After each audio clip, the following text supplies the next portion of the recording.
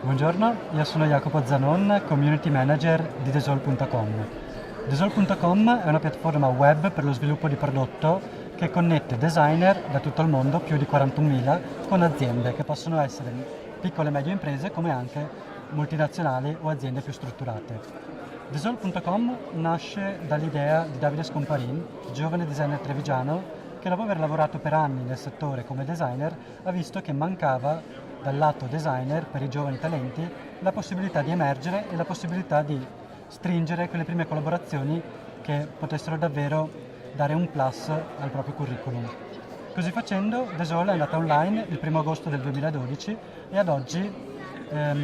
ha già ospitato più di 35 contest creativi per conto di diverse aziende. Tra i nostri clienti abbiamo sviluppato ad esempio un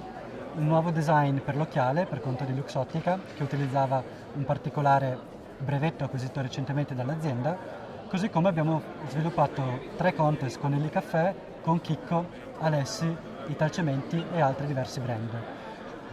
Desol è nato in Italia appunto perché trattandosi di design, il Made in Italy in tutto il mondo è ancora oggi un elemento di grande valore. Abbiamo presentato il progetto anche a Tel Aviv, alla borsa, durante il DLD Tel Aviv e abbiamo visto come all'estero davvero